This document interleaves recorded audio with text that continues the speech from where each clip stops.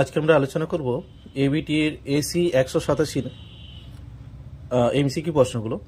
তো প্রথম প্রশ্ন রয়েছে, কোন প্রদত্ত কোন গেটটির সাহায্যে ইনভার্সন করা যায়। আমরা জানি নট গেটের সাহায্যে ইনভার্সন করা যায় এবং ন্যান্ড গেটের সাহায্যে আমরা ইনভার্স করতে পারি। কীরকম? একটা নট গেট এবং একটা অ্যান্ড গেট মিলে তৈরি হয় ন্যান্ড গেট, অর্থাৎ অ্যান্ড গেটে যেটা আউটপুট হয় ন্যান্ড গেটে ঠিক তার উল্টোটা হয়। তো আমরা এখানে অ্যান্সার হিসেবে নেব যে ন্যান্ড গেটের সাহায্যে ইনভার্সন করা যায়। পরের প্রশ্নটি রয়েছে, দ্বিস্তর যুক্ত সার্কিট হলো, অর্থাৎ টু লেভেল সার্কিট যেটা আমরা পড়েছি। তো টু লেভেল সার্কিট দুটো হয়ে থাকে, একটা হচ্ছে সাম অফ প্রোডাক্ট অর্থাৎ এসওপি, আর একটি হচ্ছে কি পিওএস অর্থাৎ প্রোডাক্ট অফ সাম। তো এই ক্ষেত্রে আমরা উত্তর উভয় নেব, এ এবং বি।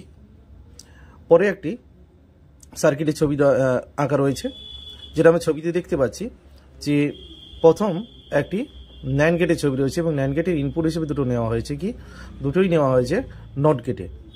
তো এখন যদি এ এবং বি দুটো আমরা ইনপুট নিই, তাহলে এ এবং বি এইখানে হয়ে যাচ্ছে কি এ বার ও বি বার। আমি একটু নিচে ড্র করে রেখেছি, দেখিয়ে দিচ্ছি। তো এ বি এখানে এসে হয়ে যাচ্ছে কি এ বার ও বি বার।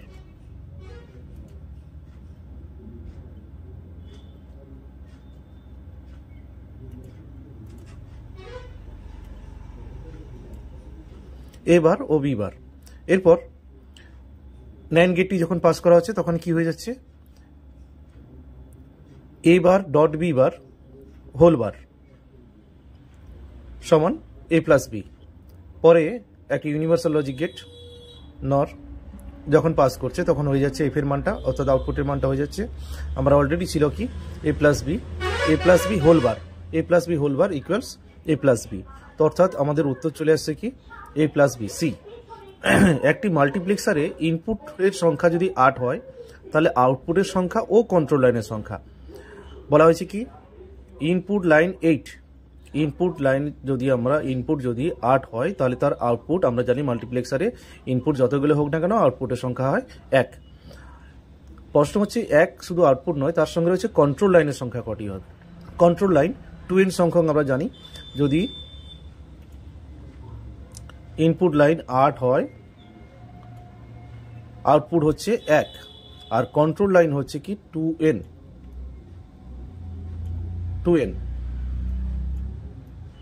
n সমান হচ্ছে কি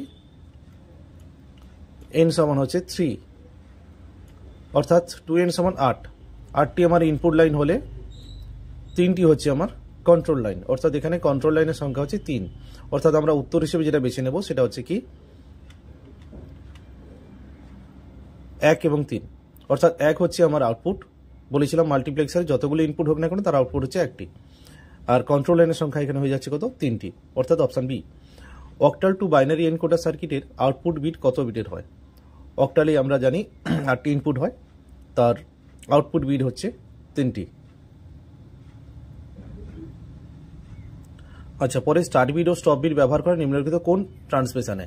আমরা জানি অ্যাসিনক্রোনাস ও সিনক্রোনাস দুটি ট্রান্সমিশন থাকে, তো এখানে আমরা অ্যাসিনক্রোনাসে নেব, যে এখানে স্টার্ট বিট ও স্টপ বিট ব্যবহার হয় আর সিনক্রোনাসে ব্যবহার হয় না। আচ্ছা, নিচের কোন নেটওয়ার্ক টপোলজিতে সার্ভার ব্যবহার হয়। সার্ভার ব্যবহার হয় স্টার টপোলজিতে। একটি কেন্দ্রীয় কম্পিউটার তার সঙ্গে সমস্ত নোড বা ক্লায়েন্টগুলো যুক্ত থাকে, সেটা স্টার টপোলজিতে। ইথারনেট হচ্ছে একটি লোকাল এরিয়া নেটওয়ার্কের প্রোটোকল। এইচটিএমএল এ হেডিং ট্যাগ দেখা যায় কটি, H1 থেকে H6 অর্থাৎ 6টি।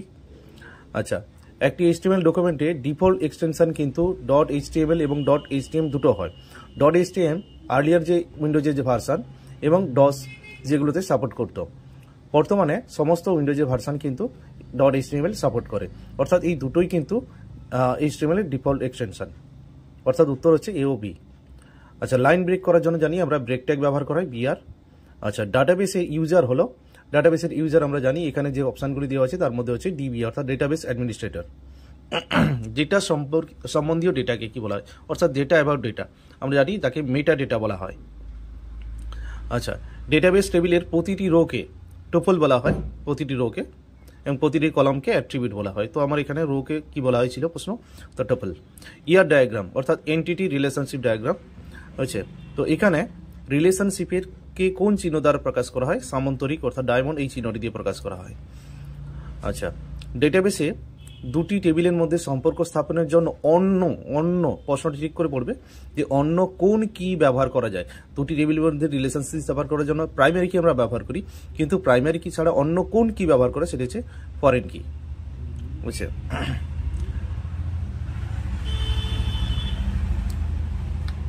RDMS এ পাই চিহ্ন ব্যবহৃত হয় কোন অপারেশন করতে? পাই চিহ্ন প্রজেকশনের জন্য। আচ্ছা, স্প্রেডশিটে 10 নম্বর কলাম এবং 5 নম্বর রো।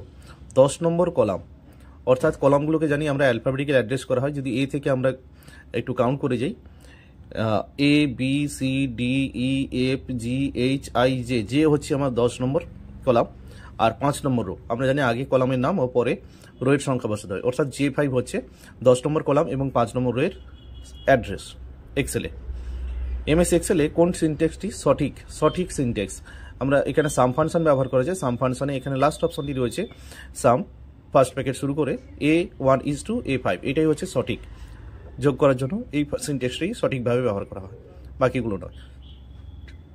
টেবিলে MS অ্যাক্সেসের একটি অবজেক্ট। টেবিল হলো MS অ্যাক্সেসের একটি অবজেক্ট। MS অ্যাক্সেসে যে অবজেক্টগুলি রয়েছে তার মধ্যে টেবিল একটি। আচ্ছা, MS অ্যাক্সেসে একটি টেক্সট ফিল্ড এর সর্বাধিক, অর্থাৎ যেখানে অ্যালফানিউমেরিক ডেটা আমরা ইনপুট করতে পারি MS অ্যাক্সেসে, তো তার লেন্থ কত হতে পারে জানি 255 ক্যারেক্টার। তো এই হচ্ছে ABTAC 187 নম্বর পেজটির 2025-এর সমস্ত MCQ প্রশ্নগুলির সলিউশন।